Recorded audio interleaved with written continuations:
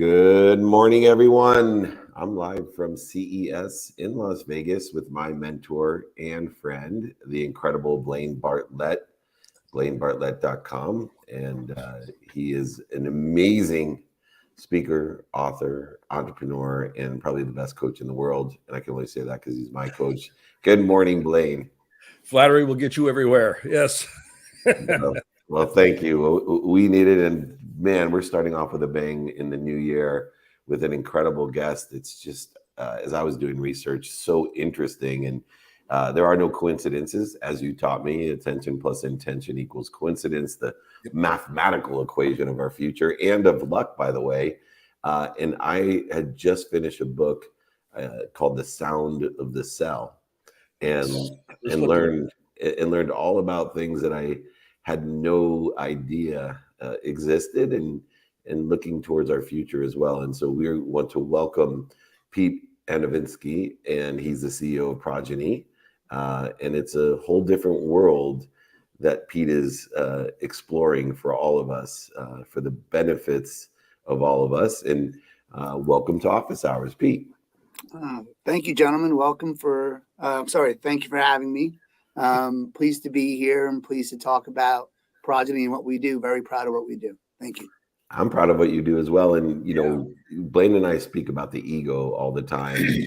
And one of the things in the ego, as we have accelerated human existence to a point where we don't recognize the ego, the need to fight or flee or feed, but there's also a need to create and to create a legacy. And I think one of the inherent subconscious and unconscious, as well as conscious frustrations that people have is, you know, when they're unable to create their human legacy. And we have explored that in the variety of scientific ways, but also in morality and religious and philosophical and theoretical ways. And Progyny seems to have a smarter approach to allowing people to experience what they're here for, which is the co-creation of human existence.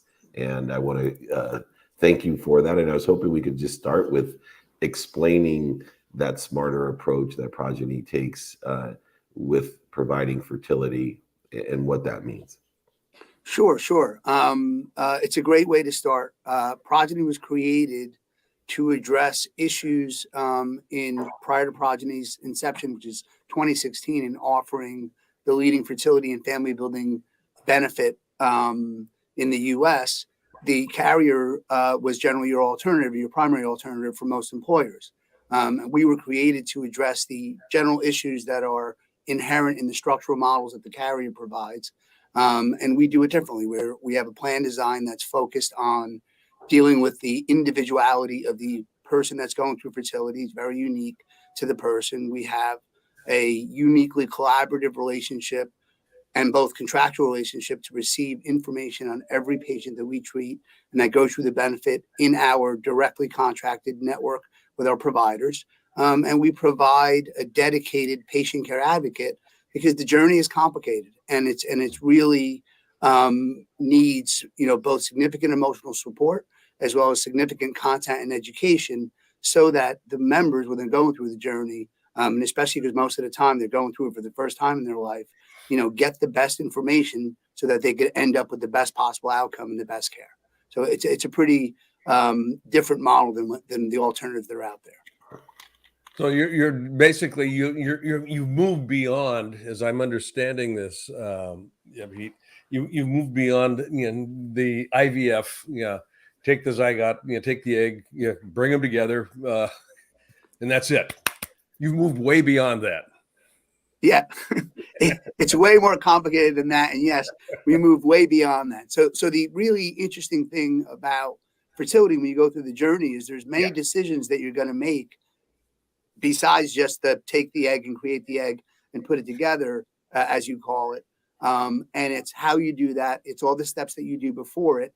And it's all the different things that end up being included in the treatment bundle to make that situation and that treatment journey the best possible outcome, versus having, you know, generally what is a utilization management approach that carriers end up doing. And so they end up having step therapies. They end up having exclusions in terms of what's not included in the bundles. They end up having prior auths for a lot of things, et cetera. And all of these things, and also dollar limitations on the benefit. And so all of these things end up having not a fully comprehensive solution, where the patients end up making choices that they either can't afford and or they're forced into, because there's a scarcity mentality around that dollar maximum approach. And the bottom line is that the outcomes aren't the best. And so that is the difference. And there's a lot of nuance within that, but that's the gist of it. Real quick, David, here, just this has triggered something here. You used a word here, Pete, that I love. The scarcity mentality, the mindset of scarcity. And if it's present in the financial structure, if it's present in the bundling process, it's going to be present in the assumption of viability. There's scarcity and viability. The universe is abundant. So I don't know that you have a clinical answer to this, but when you think of it in terms of scarcity, when we're bringing a couple together and they're having difficulty conceiving, I know that, and some of the folks that I know that have gone through this process, the stress is part of the dynamic. And so the mindset of scarcity, God, what if we don't? What if we don't? What if we don't? Kind of permeates the whole conversation. And I'm thinking that what you're doing with this approach is you're alleviating the notion that it's a scarce process. It's actually an abundant process, and in that abundance lies a child. It is. I think you put it really well in the way that you analyzed it. What happens is, when you go to the doctor, you have a dollar maximum benefit, right? There's two things that happen. As you go through your alternatives in treatment, you're making financial decisions at the same time that you're making medical decisions in terms of how you want to approach this, you and your doctor together, which is very different than having a comprehensive benefit where the whole treatment is part of your benefit. You don't have to worry about the maximums in terms of your treatment alternatives. All you're doing with your doctor is just making the decisions about the best options to get to the best place. And what ends up happening is when you're trying to preserve a dollar maximum, if you will, in your benefit, you make decisions that aren't optimal. You make decisions that really create even high-risk pregnancies on top of everything else. Not only do you not get pregnant faster, but you also create risky pregnancies. And so all of that contributes to not the best experience, and honestly, a very difficult experience. So that's why that's why our success is what it is, because we've turned the model on its head.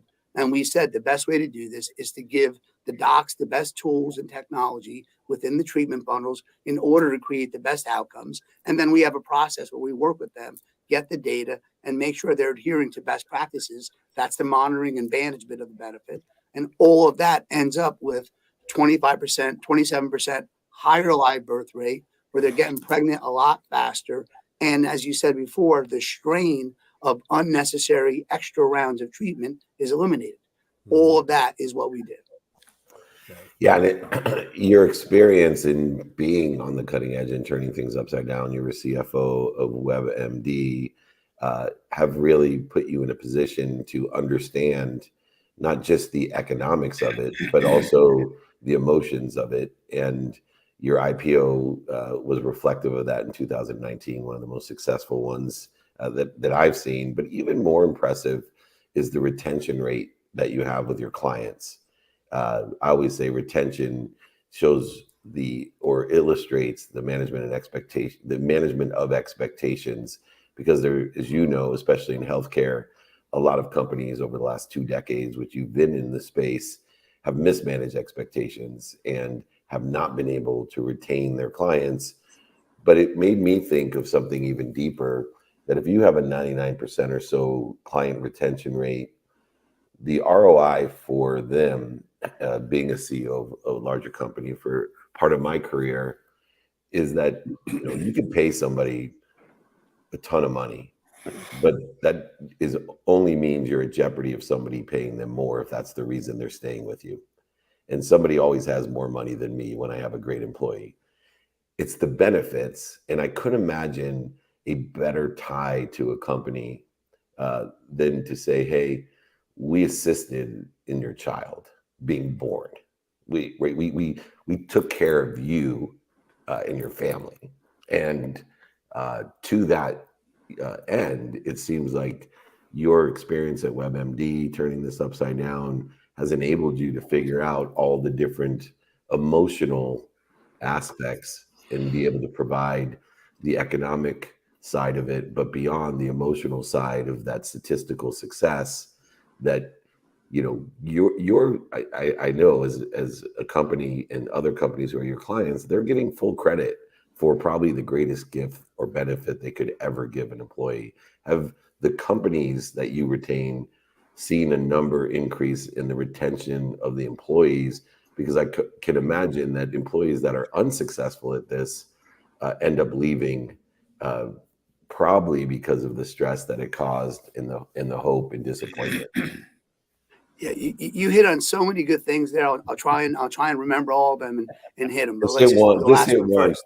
Just hit Yeah, one. let's. Blaine knows me. I'm like, hey, tell me about your life in the next 30 seconds. We're good. Yeah, no. So you are absolutely right that employees are totally focused on the benefits they're getting, right? There's a bunch of surveys out there from the benefit consultants that talk about many different things. So I'll hit on some of them. 46% of employees would rather forego higher pay for better health benefits. Let's start with that. 60% of women are looking for companies that offer a fertility benefit. They're focused, as you might imagine, on women's health. They're focused on fertility benefits. 80% of employees are looking for an employer that offers that addresses diversity, equity, and inclusion. And our benefit does that. Our benefit takes care of not only heterosexual couples, but it also has a design for alternative paths, LGBTQ plus population, single parents by choice, et cetera. And so to the extent it also takes care of diverse population, Black women are twice as likely to suffer from fertility and are most of the time less likely to have coverage, right? So all of these things are really important, and employees absolutely look for these things. Going back to the reference to WebMD and sort of how that benefited, our ability to manage our growth at scale and continue to deliver a Progyny. The board, when they brought us on, myself and David Schlanger, who's now our executive chairman, they brought us on because we had experience managing a high growth company in healthcare, right? And so that's really important because this is a high growth company and you could have missteps and many missteps and blow the opportunity. But we've been able to demonstrate 7 years in a row at scale, significant value that we're delivering for our clients and their members for all the reasons that you said. They value the benefit. And as a result, I like to say all the time, we're not a proof of concept, we're a proven concept that 7 years in a row, 99% retention. We used to be in the pop health business back at WebMD. Employers will try something, as you say all the time, they'll give something a shot. But the reality is that if they don't like it, they'll drop it, they'll switch, they'll do something different. When you're 7 years in a row of client retention at this rate, that's a pretty significant demonstration of the value that you're delivering. And I also like to say, not one client in all that history has ever gone back to the carrier's fertility plan because they didn't like ours. So all of that's really important relative to, demonstration of value. I could say, a lot of things, but the data is the data and the data is significant. And we're running close on time here, but I do want to get one other real quick question in. WebMD was founded by Michael Singer. Did you come in after Michael or before Michael or during Michael? Just after Michael. So Michael was just prior to me. Okay. And Michael wrote a couple of books, but one that I love is The Surrender Experiment. And it basically is the genealogy of how WebMD came to be, and just kind of surrendering into what was. Yeah, it just kind of showed up. Let's surrender into it, and it is what it is. Harvest the good, forgive all the rest. How has that ethos, if in fact it does at all, how does that ethos influence how Progyny actually works with your clients? I'm not exactly sure that I'm fully aware of sort of the surrender experiment to be able to react to that, but I do know. I do know that our clients, we're solving, as I said before, a real problem. I mean, we were founded effectively by two large tech clients on the West Coast who had a plan with their carrier. And by the way, a generous plan in terms of dollars, but we're still having so many abrasions and so many problems with the approach. And they literally said to us, you're in the space. If you were to do the benefit and do it different and ignore sort of how it's being done today and take out a white piece of paper and redesign it, what would you do?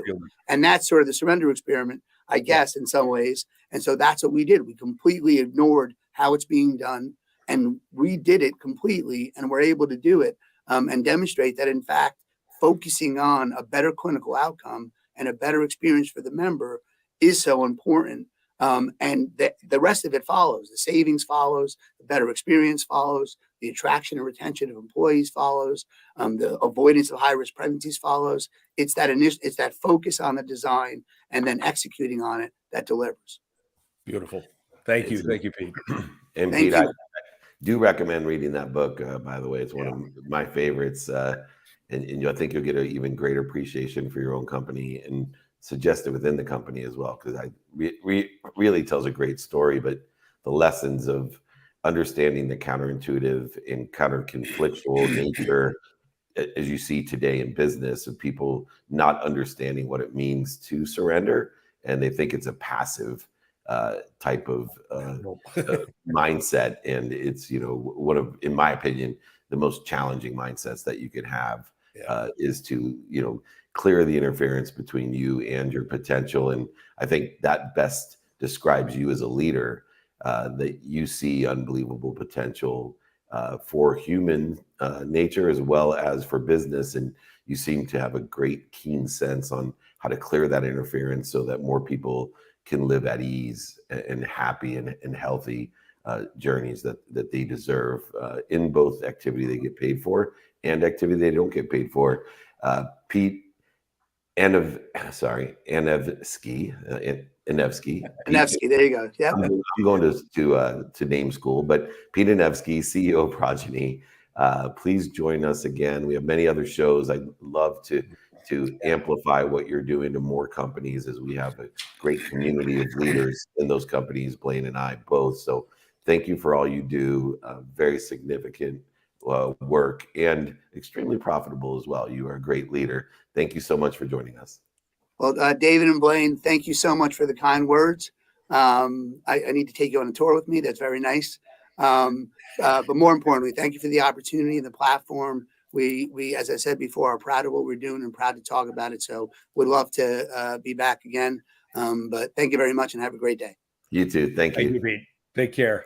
That's amazing. When I have guests like that, Blaine, I just think about Napoleon Hill, and as he has advanced technologically to help people with one of their greatest goals in life. It's fun to see that we're doing the same thing.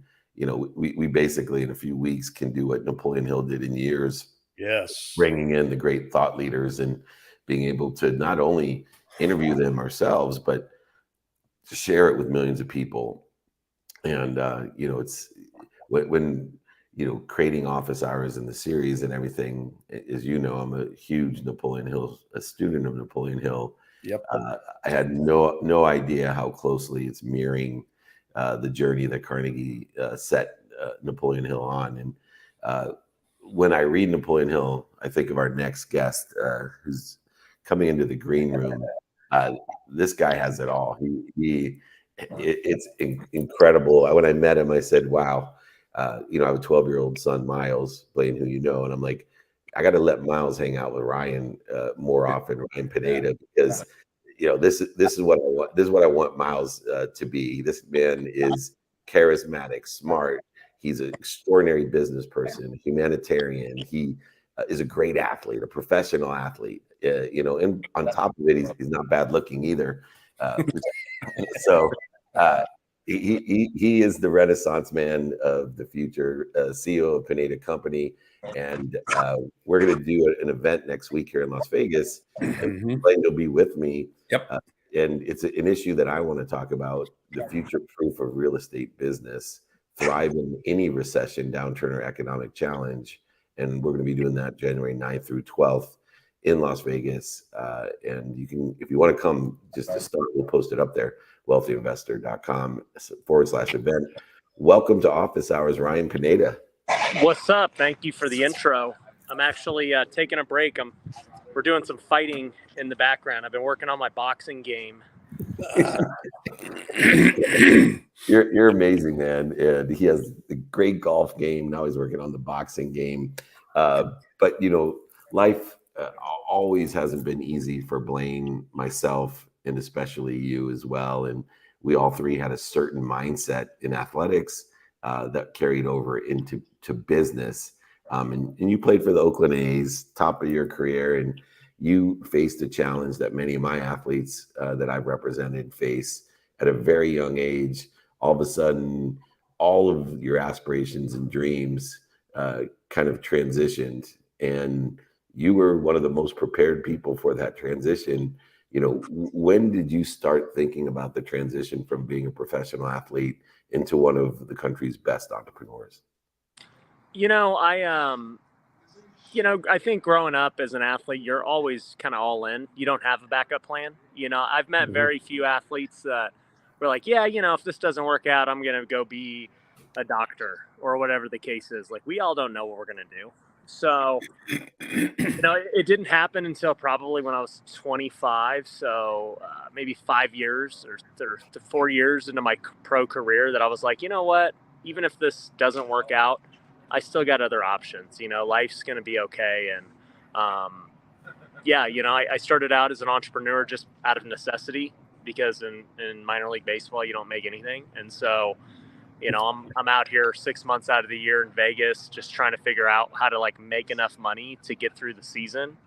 And so, I just didn't know I was learning a lot of entrepreneurial principles. But yeah, I think once I started to have my first success, then I was like, baseball doesn't work out, it's going to be all right.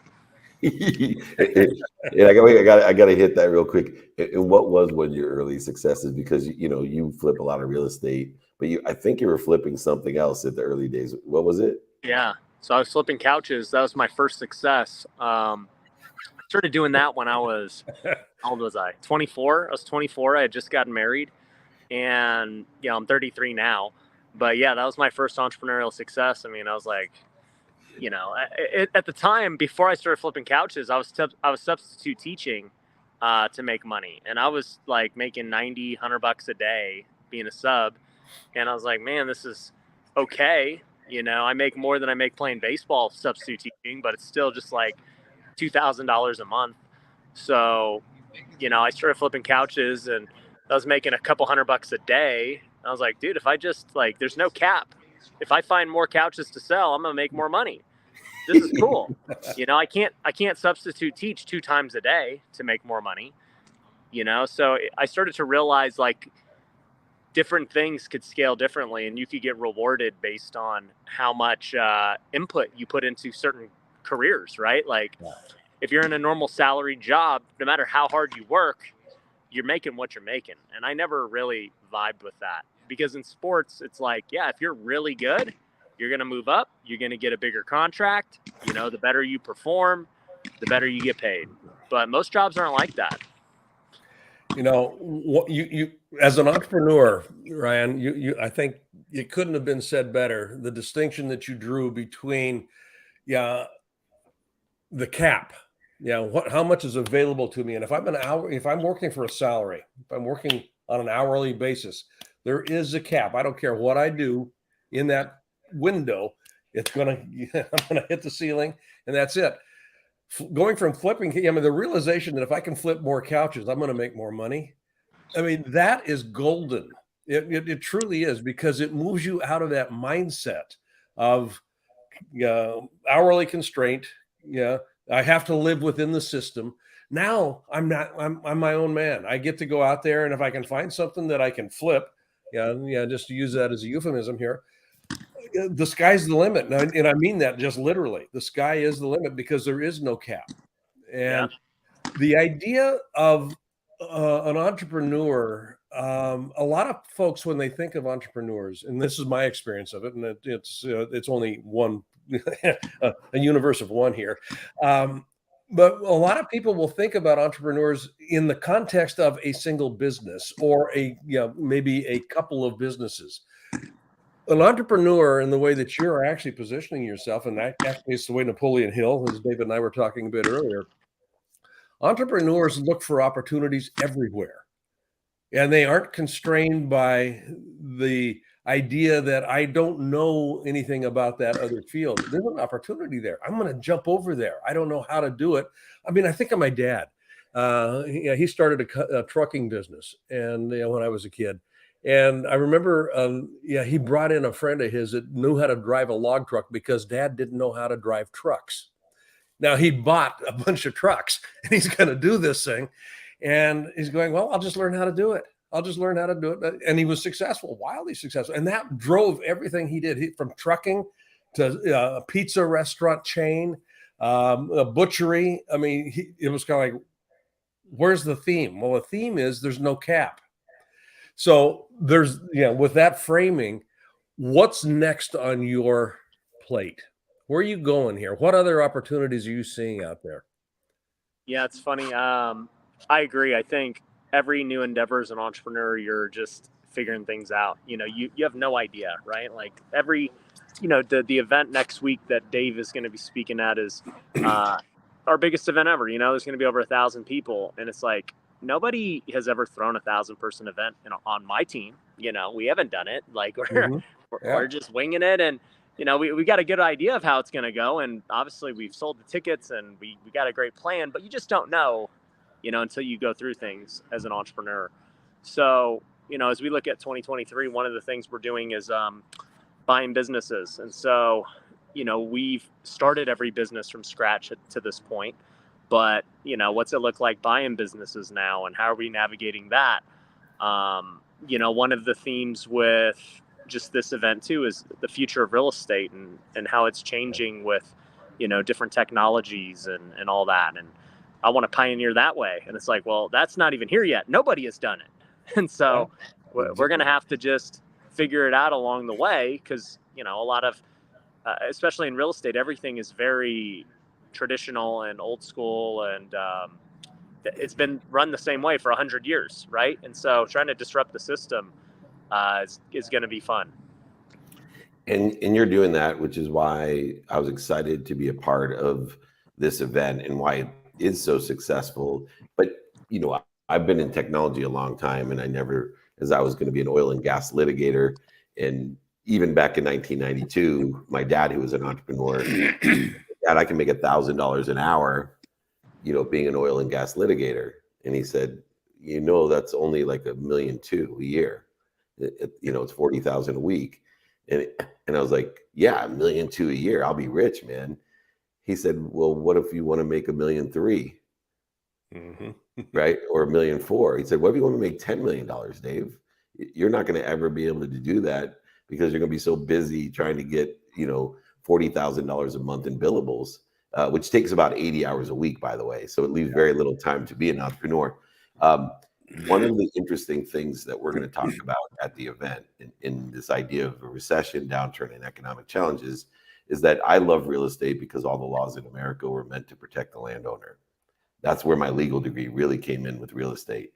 There's a secret sauce in real estate, and it's, buying at the right price, at the right interest rate, with the right cash flow. It's not rocket science. And using other people's money is a very significant part of that. And today, an advantage, even though the market is challenged, the real estate market is in a downturn. It's in a challenged state with high interest rates. It's never been easier to use other people's money. In Web3, I don't think people have realized yet, because I have been in technology since 92. The greatest aspect of technology today in real estate is it's never been easier to aggregate other people's money in order to buy low, which is always an advantage in a downturn market. When the market downturns, you start getting bargains. People overbought, now they're going to oversell. And the biggest margins in real estate are always made. Eddie DeBartolo is a friend of mine. And as much as he was bummed that he had to give up the San Francisco 49ers, he took all that money in a downturn market and bought up high rises. And there's very few people that made bigger margins than Eddie DeBartolo. And there's that blessing. We're going to teach people these aspects because not only do we understand real estate, but we understand technology and human nature. And you are wise enough yourself to learn things, but also to bring other people in to teach them. What's one of the biggest lessons that you want, or takeaways that you want for the event, for people that are coming and are going to wealthyinvestor.com, signing up for the event? What's one of the big takeaways that you're going to share with all the great experts that you're bringing in, that you want them to take away, that's going to make them, I call it the margins of millionaires? I love it. I think there's 3 takeaways I want people to get from this event. Number 1 is how to actually make money today in this real estate market, right? Because there's a lot of people who are saying, oh, well, it might crash, it might do this, it might do that. I don't know if now's the right time. And it's like, I've been in real estate since 2010. I've heard that literally every year. So, Yeah, exactly. what time is the right time? Nah, that's always the right time. If somebody's going to sell you their house 50% of what it's worth today, do you think you should buy it? Yeah. So, it's always the right time. So we're going to teach them how to find those deals that you're talking about today. Second thing is the future, right? We're going to just expose them to what's going to be happening in the future and give them different ways to potentially get involved with those future businesses and things that are going to change, right? That stuff's not going to make you money today. Like, that's the reality of it. But, most big companies, they start out, building the tech and the infrastructure. And then by the time that the timing is correct and the market's ready for it, that's when things change. So, just to prepare them and plant seeds for the future is what I want to do on one of the takeaways. But the third one is, as somebody who's, obviously like a real estate guy, and that's how I've made a lot of my money, but I'm an entrepreneur through and through at the end of the day. I want to show people different ways to get started in business as well. Because as much as I love real estate, I think I probably love just entrepreneurship even more. And so showing people, buying businesses, branding, coming up with ways that you can help other business owners and get equity and all that. So, yeah, it's going to be a very unique event with lots of different takeaways. And I think there's going to be certain people who gravitate towards, certain spots. Some are going to be future focused. Some are real estate focused today. Some are going to be, on the entrepreneur side. But, whatever side you lean on, you're going to get something. Yeah, and I want to see you next week, and I'm so glad we're going to hopefully get you on a few more shows. But there's 3 areas I see. It's what's doing well today, which is a perspective you've had since 2010. Let's take advantage of what's doing well today. What's stable for the long run, right? You own, I don't know, 400 and some properties. Yep. Right? That's a stable passive income. And then where I think also it's nice is that we and all the people that are going to be there, we're going to help to explore what's going to do well in the future. So we have a weighted balance between, okay, don't give up on today, build some passive stable income so that from 2010 to 2023 for 13 years, people who laughed at you, scoffed at you, and make fun of you will applaud you for the stability of your business. And then furthermore, let's prepare you for even a bigger, brighter future. Ryan Pineda, I'm going to have my 12-year-old son watch this. He's going to have to come for a summer mentorship or maybe winter mentorship because it's so hot here in the summer. But Yeah. I when I look at you, I think of, man, I hope that my son Miles is something like Ryan Pineda, because he's a winner and he can teach others to win. And he's just a great mind, heart, and hand. And I'm just so glad that you came into my life. Thank you, my brother. Appreciate you, man. Thanks for having me on. See you next week. Good to meet you, Ryan. All right. See you guys Congratulations. next week. Thanks. Awesome. What a great entrepreneur. I love this guy. That's great. It's good stuff. Yeah. So we have Jeremy Utley in the green room, and I don't know if Perry's going to join us as well. It's a pair of co-authors. We know about co-authoring a book, don't we, Blaine? Yes, we do. Yes, right we do. Right behind you. And Compassionate Capitalism, Changing the World to be a Servant Leader. But this book, Idea Flow, could not be more relevant in my life. Welcome, Jeremy, to Office Hours. Thanks for having me, David. Perfect. Is Perry going to join us?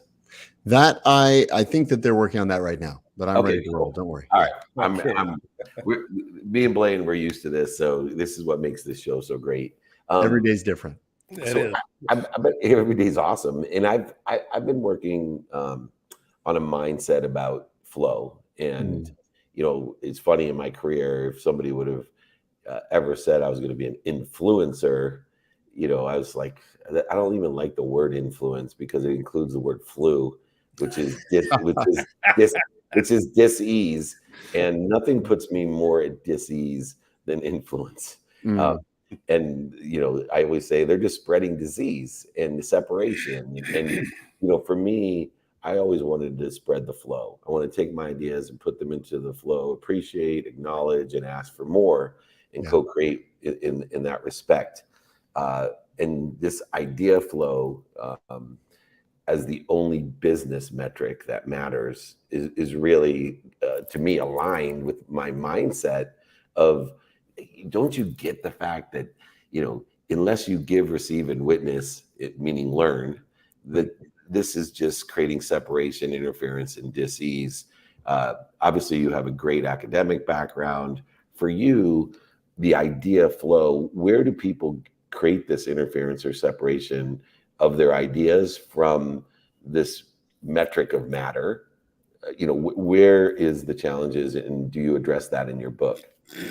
Yeah, that's one of the biggest things that struck us over the last, call it, dozen plus years of leading executives and leading graduate students, leading entrepreneurs at the Stanford Design Institute, is that folks Stanford, where is that located? Where's Stanford? Oh, it's this small, they call it, it's the local university down the street. I remember Stanford. They were the ones that rejected me for undergrad and law school. Yeah, I know those guys. Now they pay me to speak there. It's a circle of life, right? It's a circle of life. No, I'm fortunate to have had the opportunity to have my life transformed by the university. I was a business school student about. Quit rubbing it in, Jeremy. I wish I could have went to Stanford. He went to Oregon, so he's even worse than me. Well, in my day, the Oregon Ducks just pummeled us. So yes, they did. One more note though. Tulane did beat the best of the Pac-12, so in the Cotton Bowl. Cotton Bowl. Yeah. I don't know how we did it, but I don't know either. The universe always provides the Dave Meltzer. It's amazing. Exactly. Buckeyes went down. What can you say? Yeah, exactly.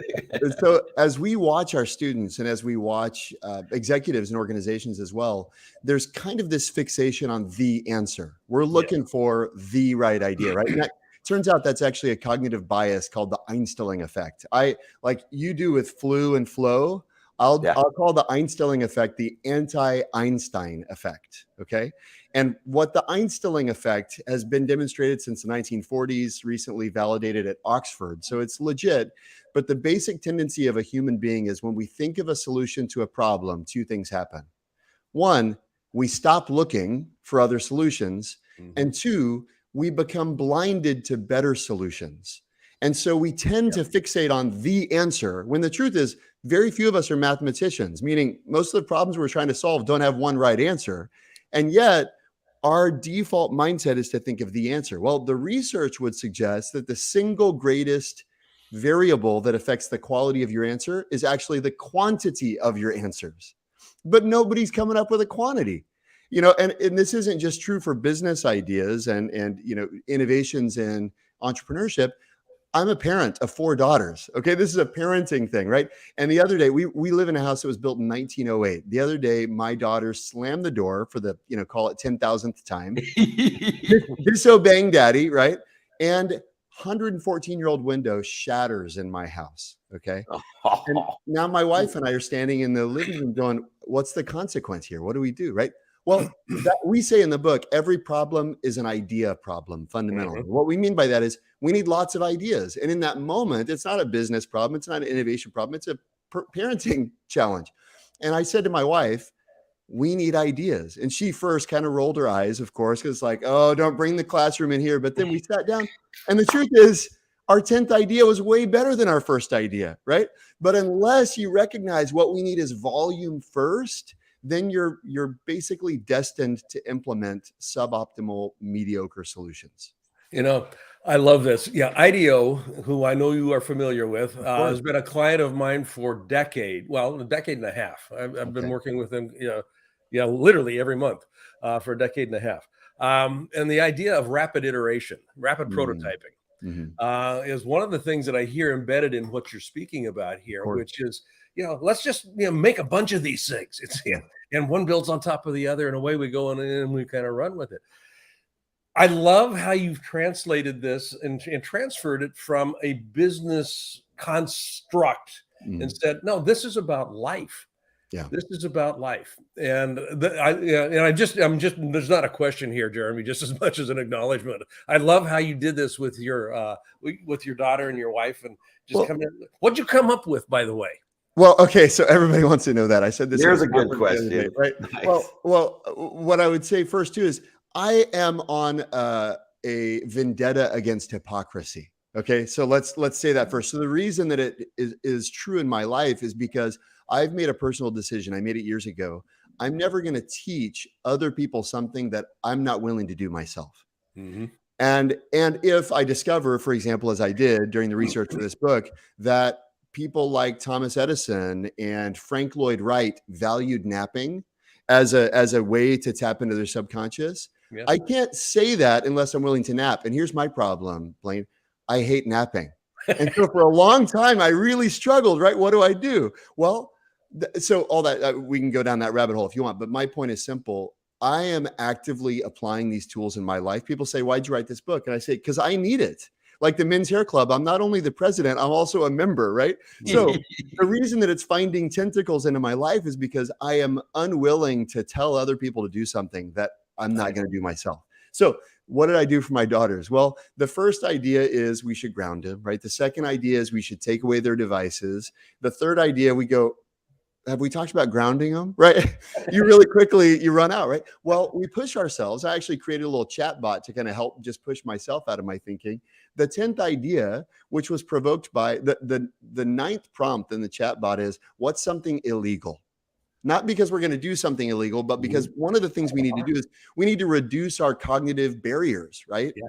And so you ask, what's something illegal? And oftentimes people think of something radical. And then the next prompt is, what's something a little bit less illegal that makes you think of? And the 10th idea, I can't remember what the illegal thing was, but what came out that was awesome was we should have our 2 eldest daughters prepare a lesson for the 2 younger daughters about why our household rules aren't arbitrary. To make them take ownership of, they may have thought the rules were arbitrary. Now that there's shards of glass everywhere, they know for sure they're not, right? But that's not an idea that comes to mind in the beginning. It actually requires you shift gears and say, first, let's generate options. Then we can make decisions later.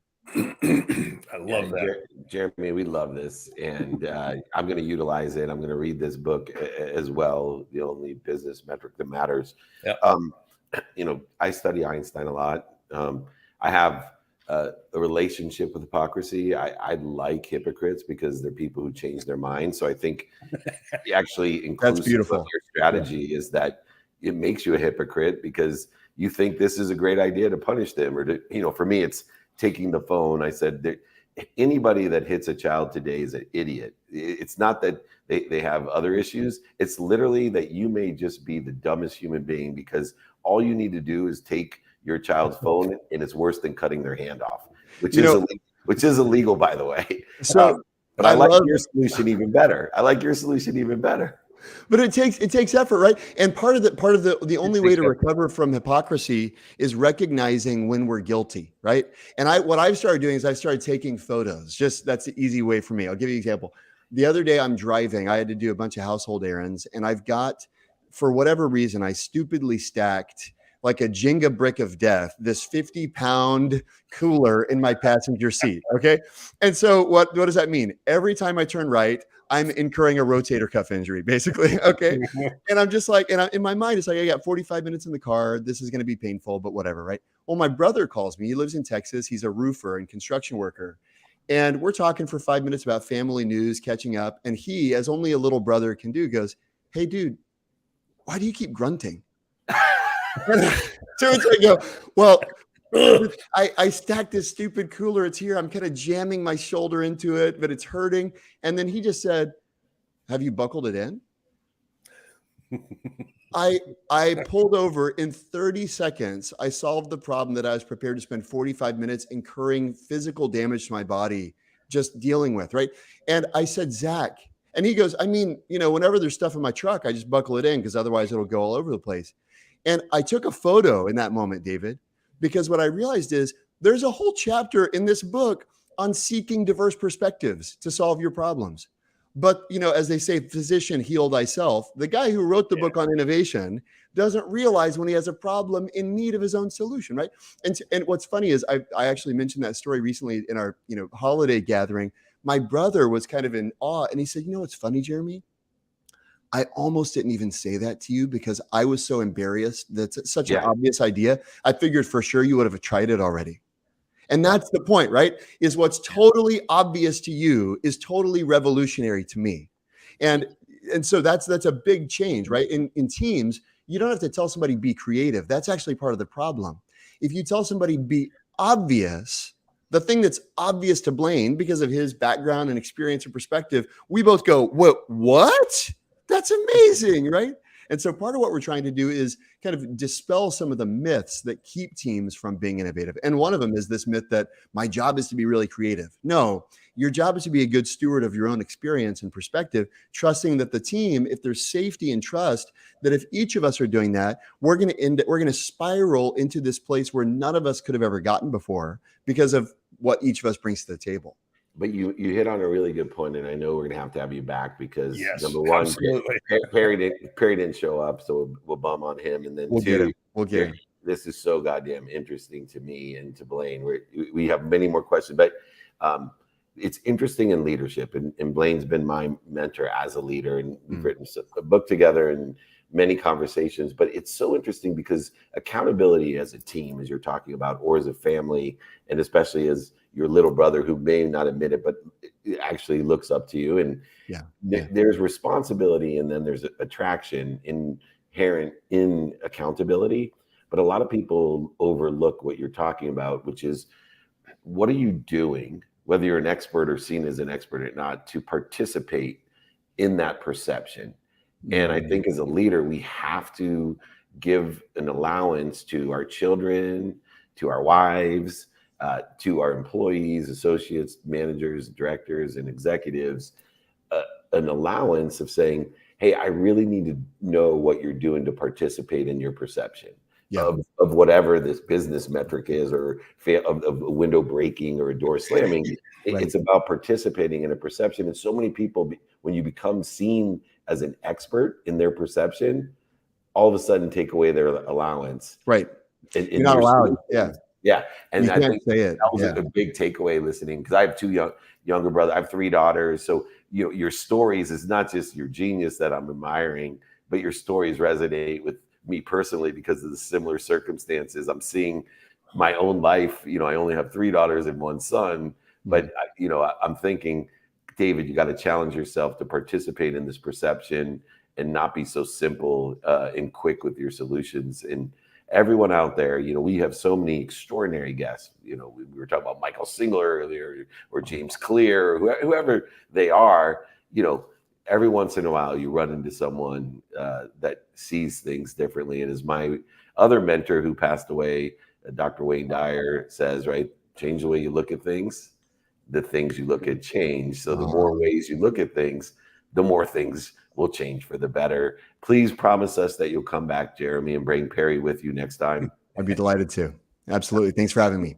Great conversation. Even though the Stanford thing, we still love you. So you're welcome back. I can't wait to visit Tulane sometime.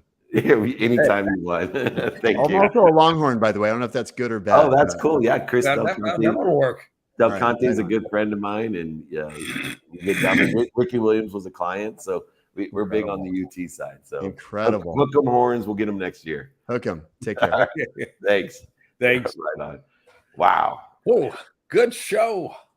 It's amazing. I just want to compliment. It's a new year, and I always like to acknowledge my team. I especially like to tease Matt because he likes all the wrong teams, and talk about disappointing.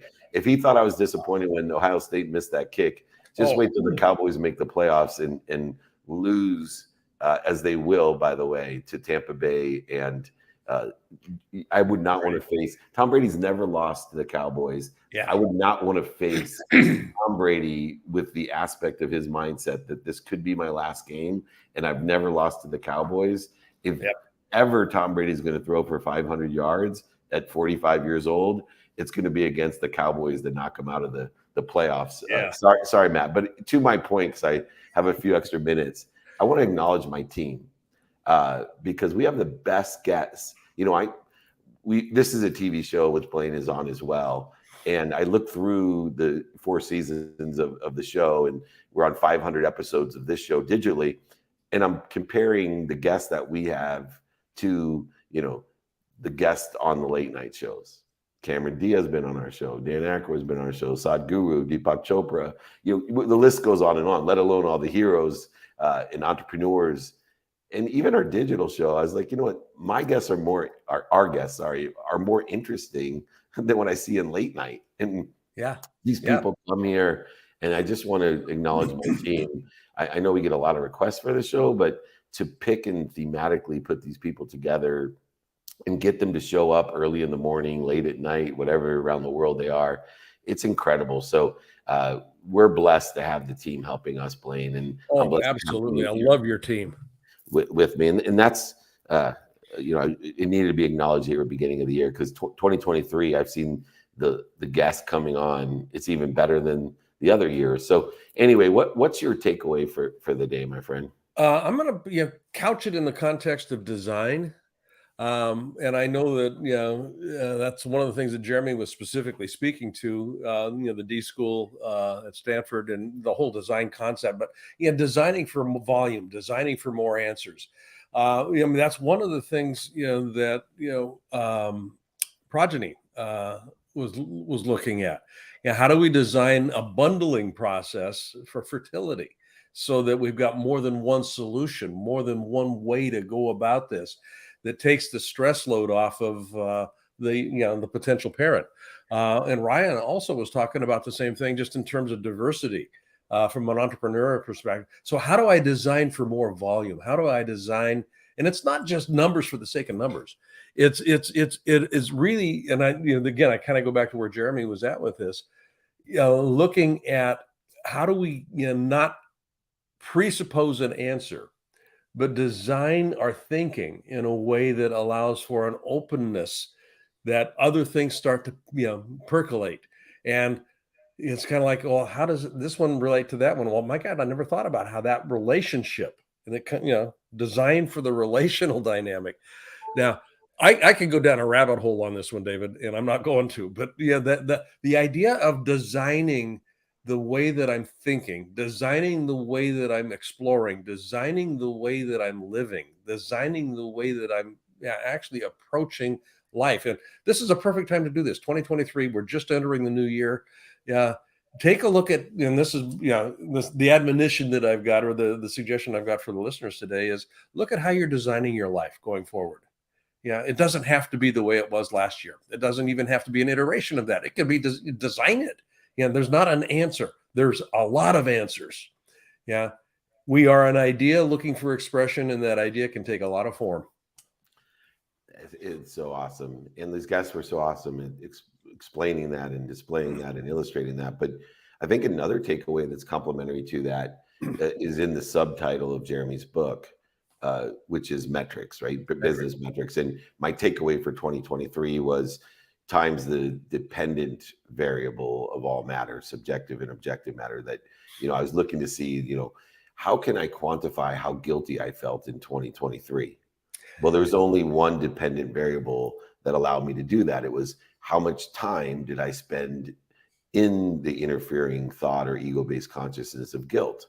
So can I get better at, when I recognize I'm feeling guilty, to stop and to get back to ease or center?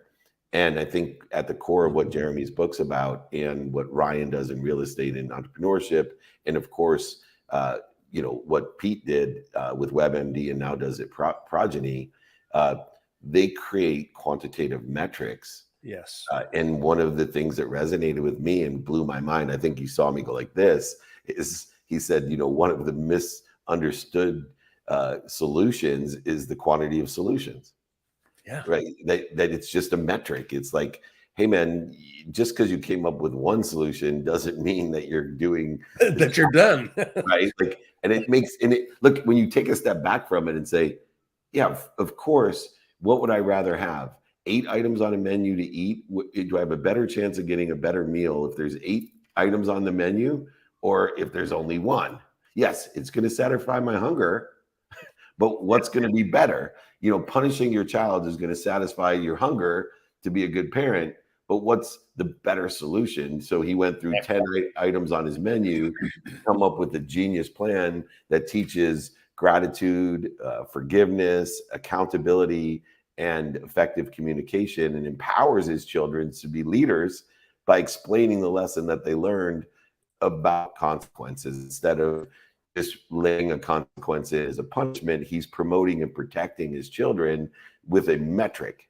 And so for me, the takeaway is search for the metric that allows you, for me, time is a dependent variable, quantities that can be utilized in which to effectuate a better place, a better position, or a better situation as a leader, as a participant in your perception is incredible takeaway. And you are an incredible co-host and incredible mentor and friend. And I get to see you. I'm going to be speaking at Ryan's event here in Vegas, but we're going to be celebrating my 55th birthday. Your birthday. People, Double how much nickel. I am than everyone because I look older. But you know, it only makes me look wiser as well. So I can't wait to celebrate my birthday with you and Cynthia. I can't think of a better place to be with better people. So thank you, Blaine. You bet, my friend. I'm so looking forward to it. It's a great way for us to launch the new year together. And we got some ideas that we're going to kick around too, which is going to be a lot of fun. Well, bring, as you know, bring plenty of ideas. Listen to Jeremy. Don't just give me one. Oh no, I got more than one. I got more than one. We got some good stuff here. All right. Have a great day. Thank you, Blaine Bartlett. Check him out, blainebartlett.com. This is awesome. All right, everyone. We are in Las Vegas. I want to remind everyone, I'll be at the Wynn today. I got a few speaking interviews, etc., but I'll be at the Wynn, at the Blue Wire studio, our studio at the Wynn, in the lobby of the Wynn.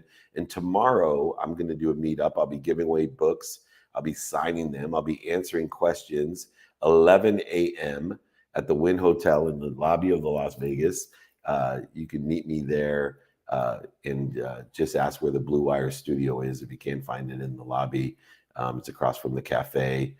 You should be able to find it quite easily right by the buffet, right down the hall from the buffet at the Wynn Hotel in Las Vegas. Join me. But most importantly, be more interested than interesting. Be kind to your future self and do good deeds. We'll see you hopefully today or tomorrow at the Wynn. Thanks so much. Bye.